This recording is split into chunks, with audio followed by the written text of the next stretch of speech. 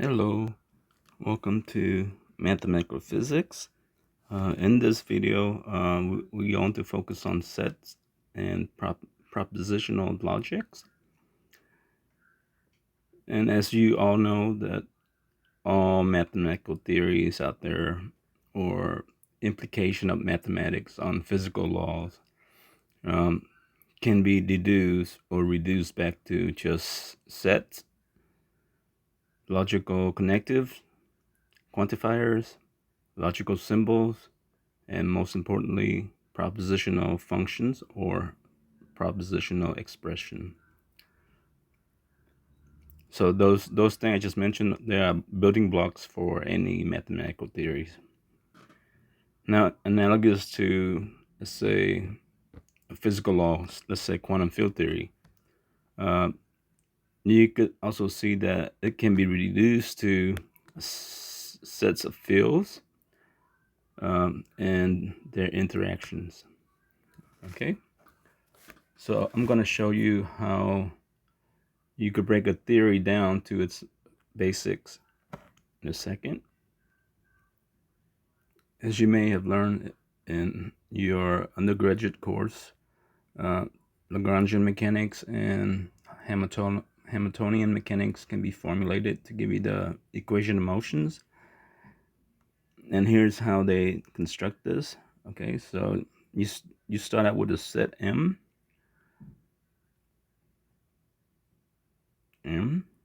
M's a set, contains points x sub I. Actually, I'm gonna do the superscript.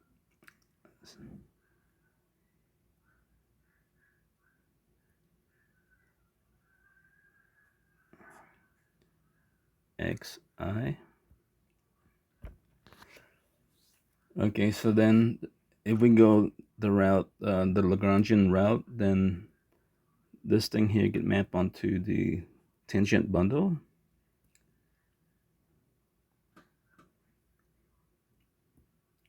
Where the set, the coordinates for this is going to be xi, and then the derivative of this coordinates, where I go from 1 to n. Okay.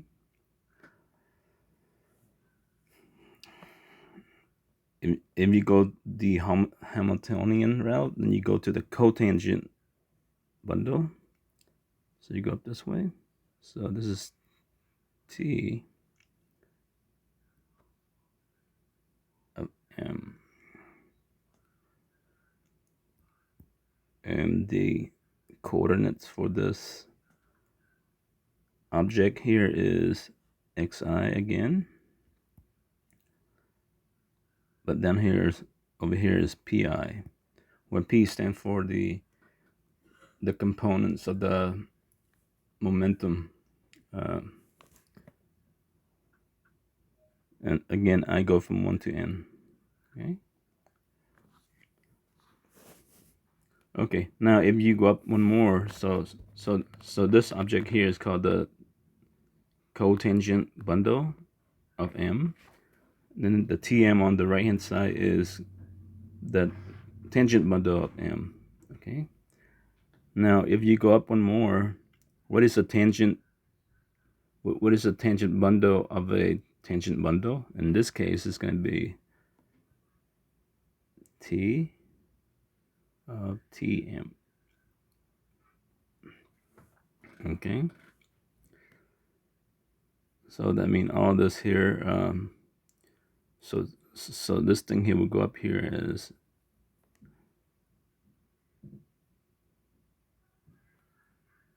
x double dot I.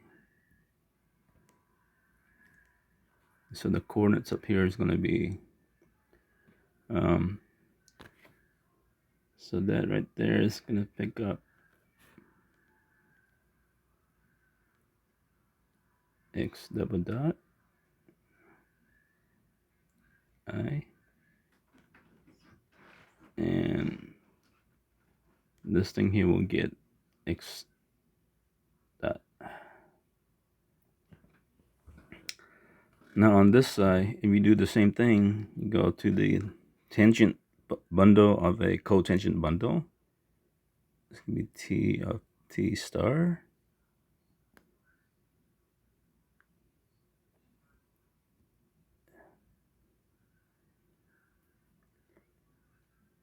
M.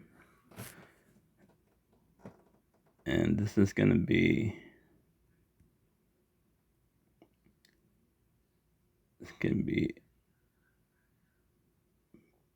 Pi dot, comma, Xi dot.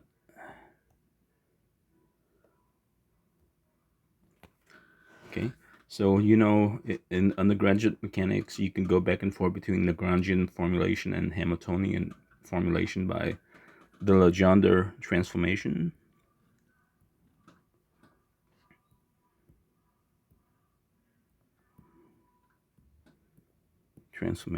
Okay. And then up here, you could go from this tangent of a cotangent bundle to this side, but via a map, tangent map, and we call that here the Fi. Okay. So Fi, when you act on the elements over here, the answer is going to be something like this. Fi is equal to M G I J, when Gij is the metric tensor, and then x double dot is just the acceleration, ai. And so you see here, this thing here, this metric will lower the indices, the index, and so just the force is equal to mass time, in this case, acceleration. So this is Newton's law, but as you can see, you can always reduce the theories back to set like this in logical symbols and connective and quantifiers and so on and so forth. Okay, next we're gonna review the set theory real quick. So suppose you have a set as equal to element x, such that you have this propositional expressions or functions. Okay, so right now this thing here is neither right or wrong. It needs to be evaluated. So if I put in the statement, the conditions, x such that x is element of the natural number, and also x squared is equal to 1. So this is my propositional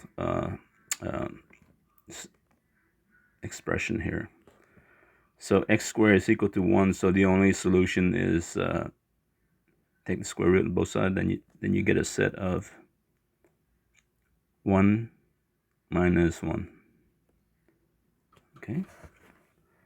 So this set here contains two items, just 1 and minus 1.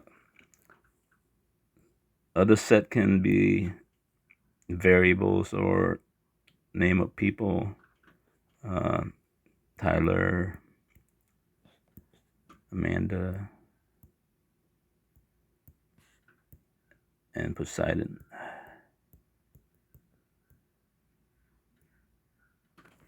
Okay.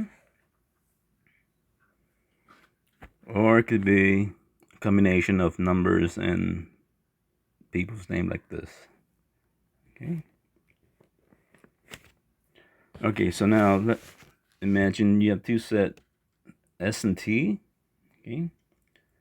So suppose you have a set T here And then over here you have set S. And then we want to know what is the intersection between T and S. T intersect S. Well, if you look at the picture, then it's this part right here. Okay. So by definitions, that is equal to X is an element of the T,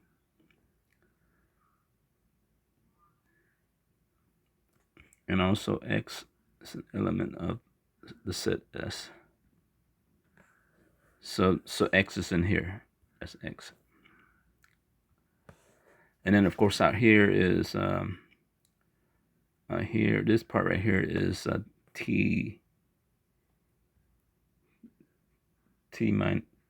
less S. Okay. And over here is S less T.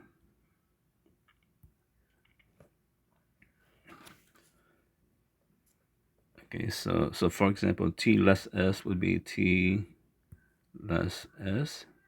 It's a set. It's a set of X is in T. X is an element of T, but X is not an element of S. Okay, and for S less T, you do the same, except these two items here get switched. Okay, and finally the union between the two set T and S is that X is going to be in T, X is going to be in S also.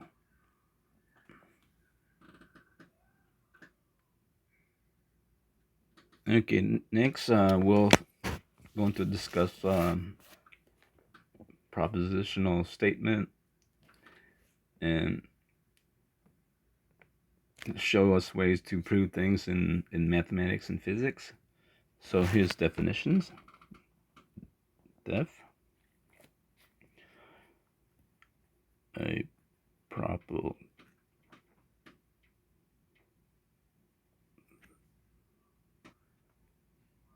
propositional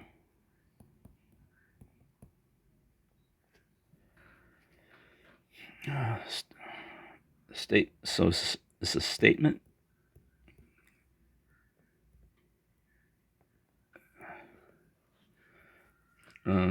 This statement here can either be true or false. Can be true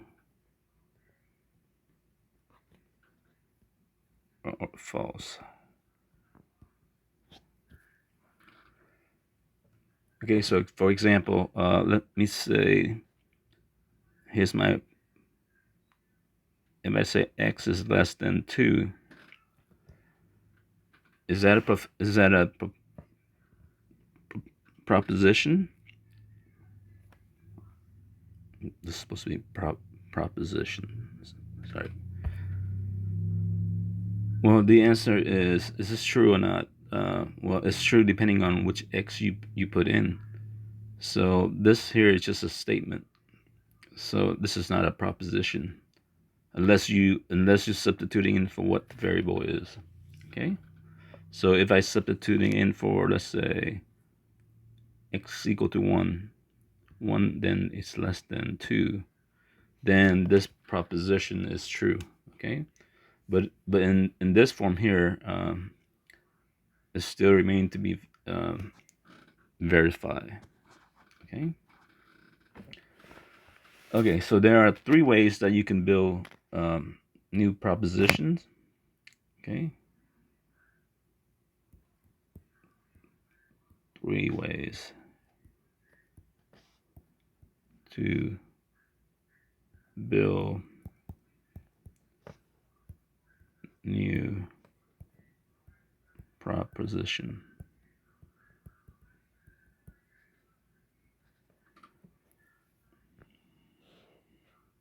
Okay. So you start with one. Suppose you have one already, P. Then you're gonna use logical connectives. Uh, for example, you could use the N, and then you have another Q. So P is a proposition, Q is a proposition, and when you combine them two, this become another proposition. Okay, so they call this here a conjunction.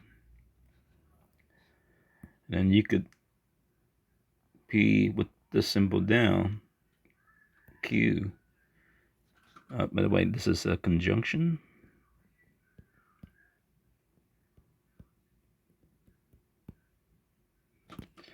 and then this is this junction.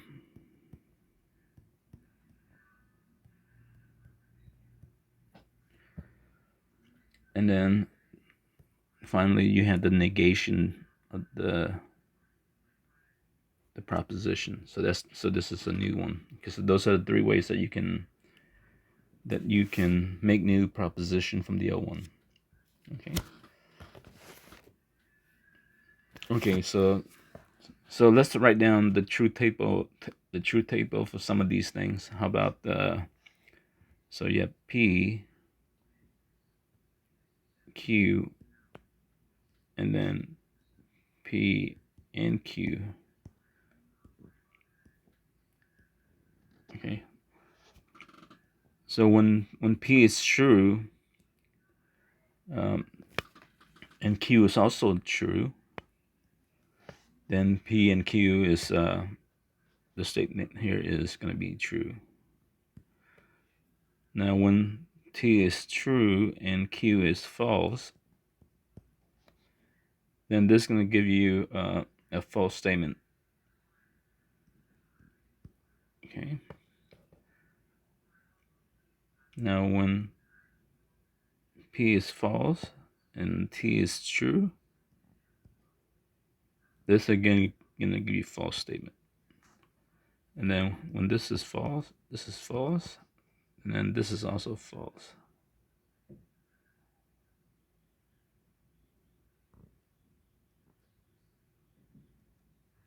Okay. Now for the disjunction state proposition here. So yep. So I'm just gonna write down P or Q. So in this case, true give you a true statement.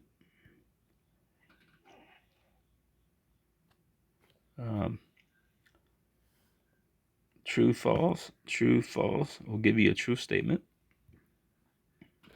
False true will give you a true statement.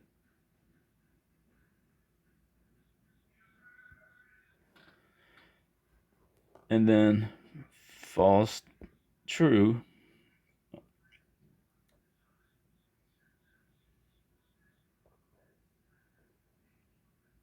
will give you a false statement.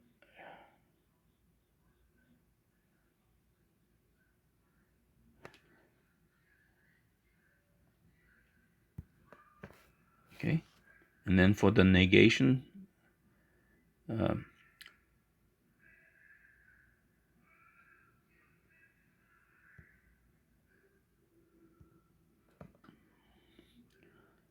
so there's two possibilities for P. P can be true. Then the negation of this would be false. And then P is false, then it's true.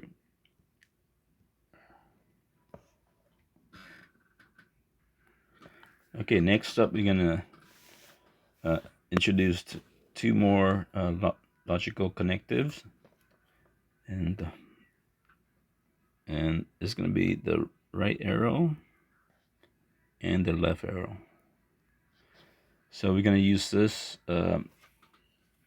These are called conditional connectives. So we can use this in some statement like this. Suppose you have a proposition of P. P is true if Q is true. Okay. So this whole thing here is a proposition. Okay. It's conditional upon whether, think of this as like the hypothesis P and then Q is the conclusion. So if you can assume this, and then you go through your logical step and solve this, and come up with the conclusion that support the hypothesis, then this proposition is true. Okay. So let's write down the uh, truth table again. P and Q. Okay. So true,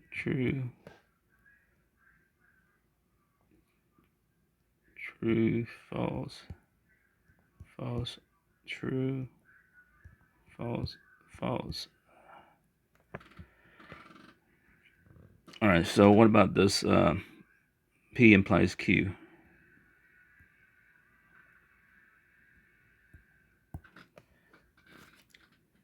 Okay. So P implies Q. So if you assume P is true, then in this case Q is true, so the whole thing is true. Okay.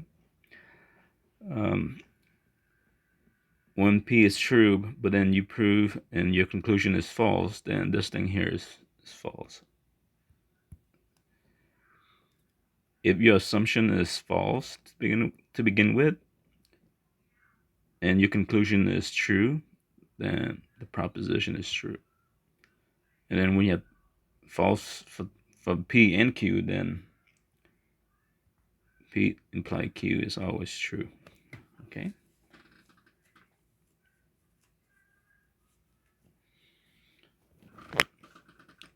Okay. What about Q imply P? So you go from left to right here. So Q imply P, so true, so that's true. False imply true, so that's true. And then truth implies false, so that's false. And then true. Okay. So you can think of Q P implied Q is a proposition, and then Q implied P is a converse conditional proposition. Okay. This thing here we call conditional proposition. Conditional.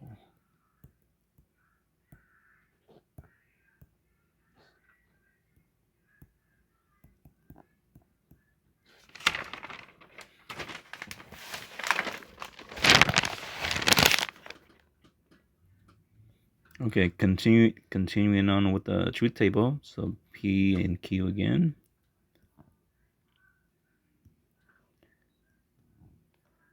So truth, false, false, true, false, false. Okay, so let's try something like this. Let's try, we're going to negate. So this simple here is negation of that proposition. Q imply the negation of P. Okay, so let's do the negation first. So this is Q, and this is P. Okay, so that means Q is T here, so it's gonna be false. False, so that's true. True, so it's false. And then false, so it's true. Okay. And then the negation of P is false, false, and then true, true. Okay, so now we're going to form this thing here, the conditional proposition. Okay, so negate Q imply negate P, so false, false, so the answer is true. Let's see here. And then negate Q, so this is true and false, so this thing here is false. And then false, true, so this is always true. And then true, true is always true. The question is this true table the same as the one before? So let's see here. The P implied Q is T false TT, and then the negation of Q implied negation of P is also the same, true false true true. So what we see here is that this conditional proposition P minus Q, P implied Q, can be solved by a different propositional statement. So this is equivalent to you negate Q imply negate P. Okay, so this style of proof here, this is called the contrapositive proof. Contrapositive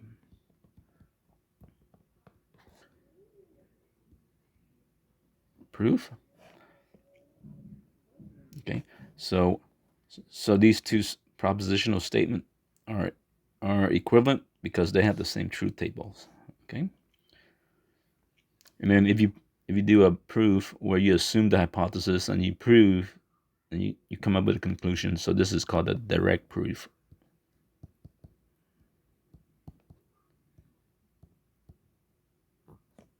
Okay, and then of course finally we have this original proposition statement again, conditional statement P imply Q, but if we negate this,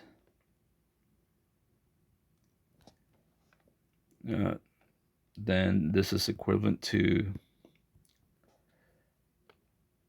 you assume P and you negate Q. Okay, so by doing it this way, so first of all, this is what you want to prove: P implies Q. But if you assume P is true, and then you negate this, so you have two pieces of information to work on. Okay, you negate Q, and then you go through your logical step, and then somehow you get the contradiction somewhere. Once you get the contradiction, it just means that you cannot negate this statement, so therefore this statement is true. Okay, so this is proof by contradiction. Contradiction proof.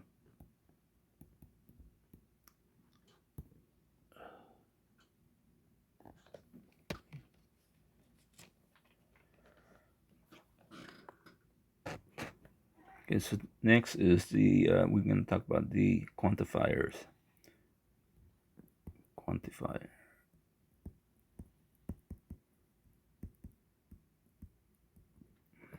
Okay, so when I write down P function of X, this here is not a proposition.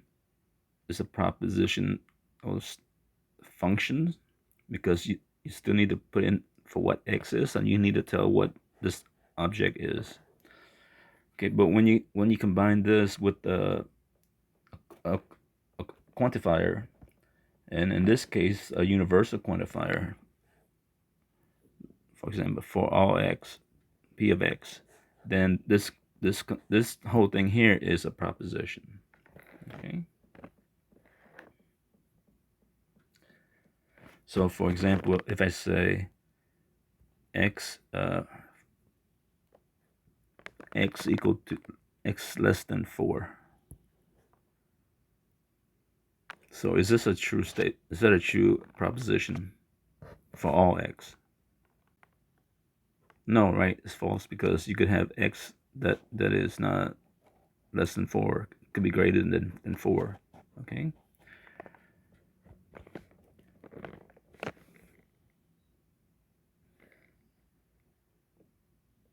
And then you could also have quantifiers that look like this. There exists an x, px.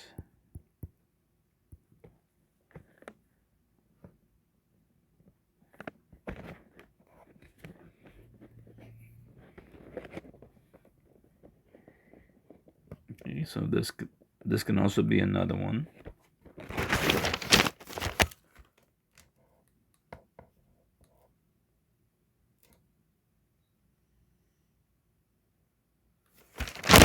Okay, so here's some more examples.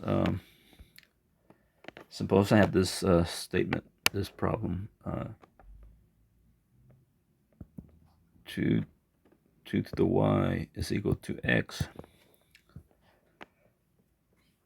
So this is equivalent to saying that for all x, there exists there exists a y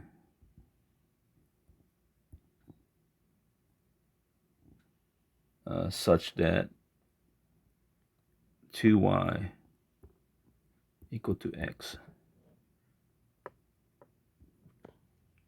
Okay, so the two propositions are the same. We need to evaluate whether it's true or not. Well, can you find one value of y that would satisfy this equation for any given x?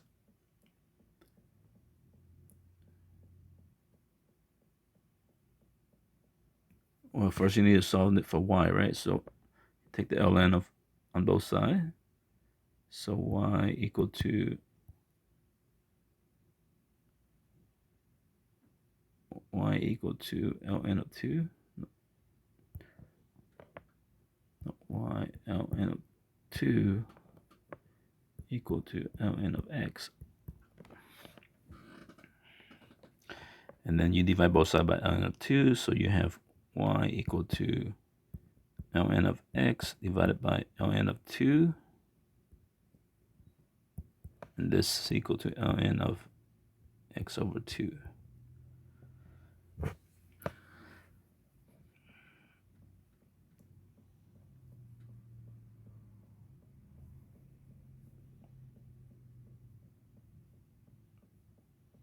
So there are many values of x that would give you a specific value for y.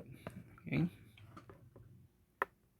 Suppose you have this statement again: for all x, something is there, p of x.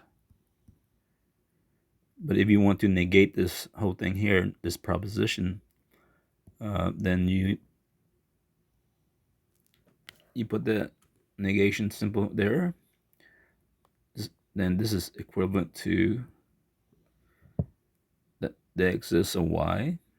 I mean, there exists an x.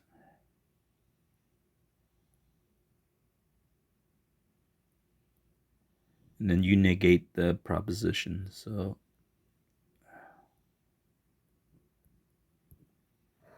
okay, so this is an equivalent statement. Okay. Now for this, there exists an x for some propositions. So if you want to negate this, then this is equivalent to for all x, and then you negate the proposition. Okay. Okay. Another example is sometime in calculus they give you like a definition for the limit. You know, the limit of function of x is equal to L as x go to a. Okay, provided that for each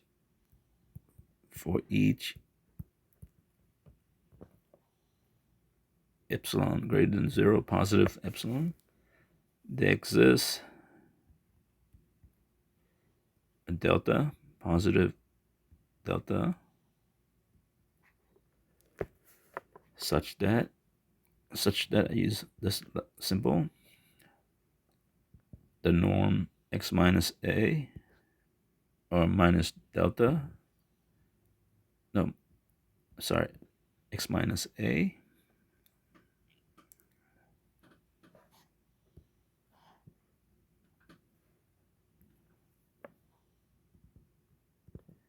is less than delta. And of course, x is not equal to a. Then the norm of f of x minus L is going to be less than epsilon. Okay, so that is the proposition. So we could use the notation that we just learned and rewrite this as, so we know that for each epsilon is greater than 0, so that means it's for all epsilon greater than 0. Okay, there exists a delta, positive delta,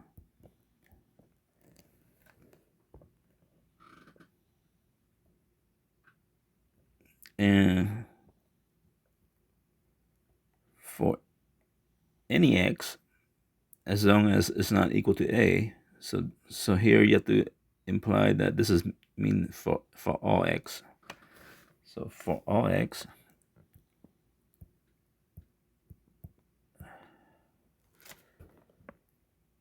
you have this proposition: 0 greater than x minus a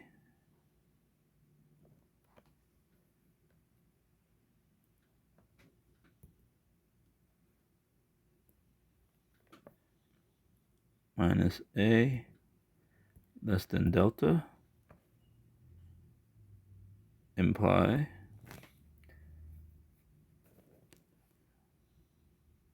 f of x minus L is less than epsilon. Okay, so this whole thing right here is a conditional proposition, so that you call that a p of x.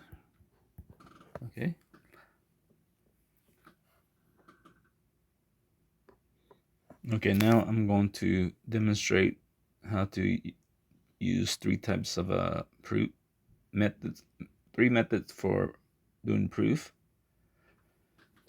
And usually a theorem will take on the propositional form, like the one we saw earlier. So suppose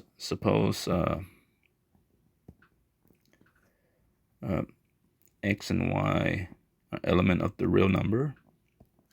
Okay, and then the theorem say if x is not equal to y, then the exponential of x is not equal to e sub y. So that's a theorem. That's a statement. So we could prove this. So think of this as like P and then Q. So this thing here is like P imply Q. Okay. You could assume P is true and then work your logic and then conclude that Q is also true. Okay. So we're gonna do that first. So first is gonna be direct method proof. So this is direct method.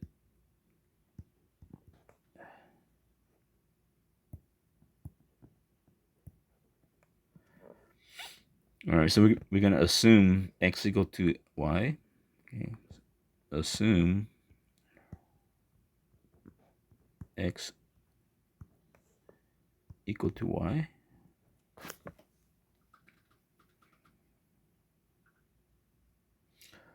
Oh, I'm sorry. I got this part wrong. They say if x is not equal to y. Sorry.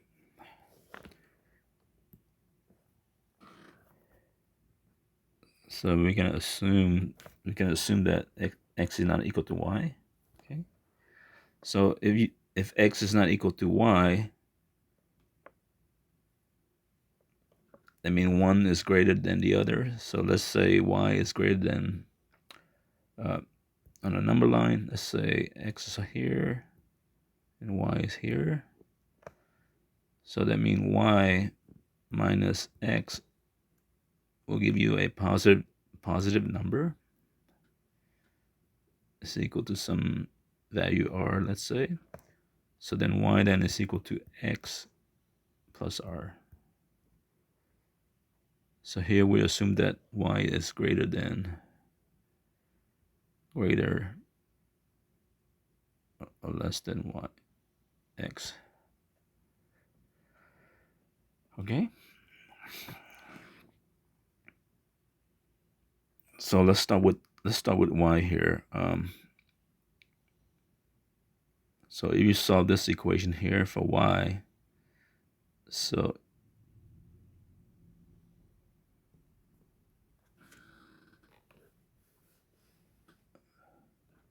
you could start looking at the q part.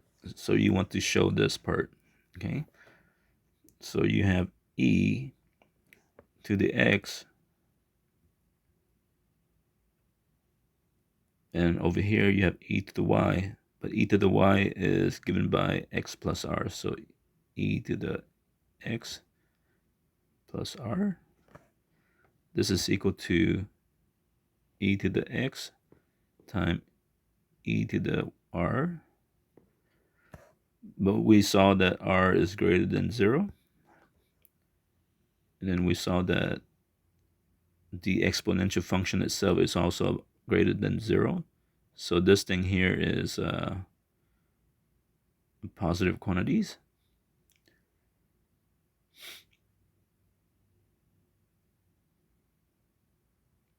So r is greater than 0. So this thing here is greater than 1. So e to the r is going to be greater than 1. Okay. If e to the r is greater than 1, then obviously this statement is not true. Okay. It's not equal. So therefore we prove this statement. End proof.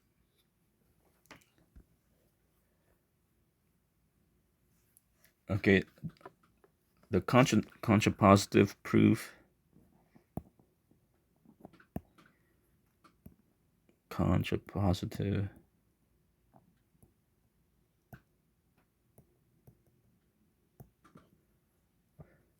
Okay, so that is when you negate Q, imply you negate P.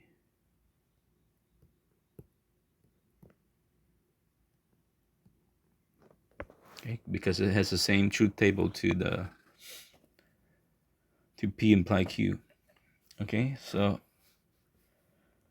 that means we can assume Q, the negation of Q. Okay, so Q was e to the x is not equal to e to the y. So negate that would be e to the x equal to e to the y. Okay. And somehow we need to show x equal to y. Okay.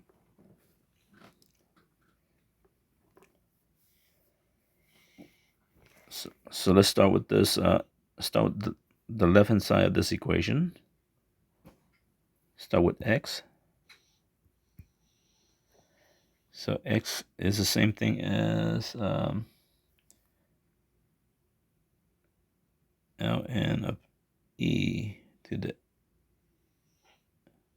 x.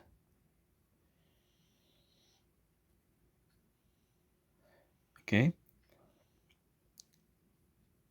but we also see that e to the x is equal to e to the x is equal to e to the y. So we can substituting this e to the y, and then by the law of logarithmic functions, this is equal to y times ln of e, and this is equal to y. So hence we just prove this statement x equal to y. Okay, finally we're gonna do the contradiction proof. Contradiction.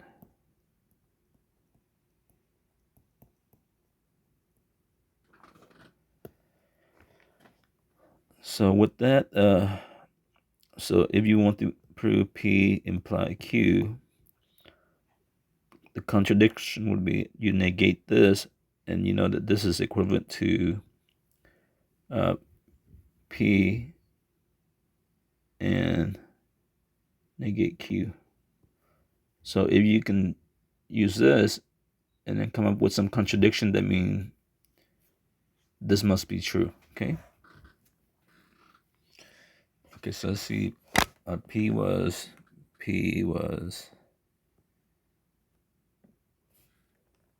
x. X is not equal to y, and Q is e of x. Q is e of x not equal to e of y. Okay, so we're gonna negate this. So we're gonna assume e of x equal to e of y. That's is the negation of q. Okay, so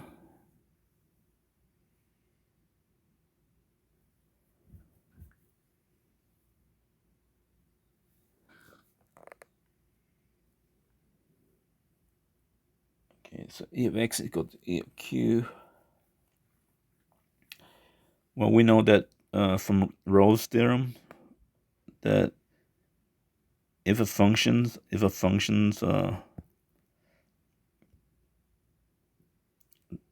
from interval a and b, if this is a, this is b,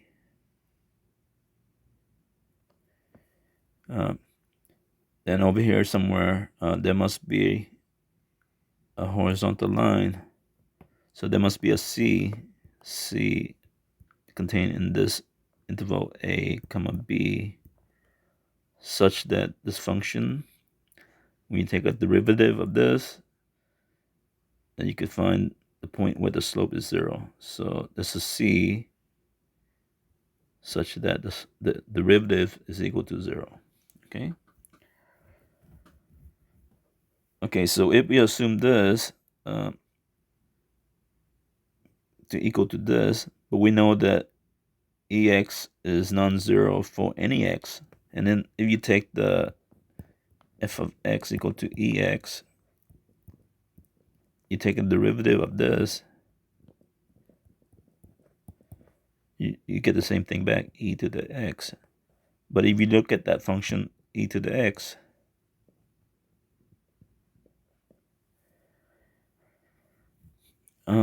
you're not going to be able to find a place, a c between, for example, the x and the y is here, the x here, and then here's the y, here's the x. You're not going to be able to find any value between x and y, so that it will give you the 0 slope. So that's a contradiction right there. Okay, so contradiction, so that means you can't negate this. Whatever P imply Q, it must be correct. Okay, that's it for today. Next time we will proceed on with the new materials. Thank you.